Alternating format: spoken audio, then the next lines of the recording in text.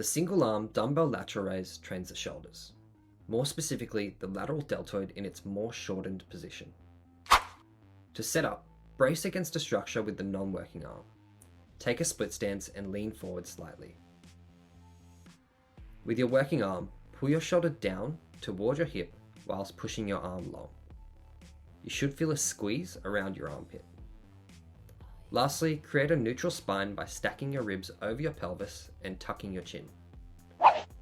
For the action, on the concentric, raise the dumbbell around 30 degrees from your torso. Focus on pushing outward toward the wall before raising upward toward the ceiling.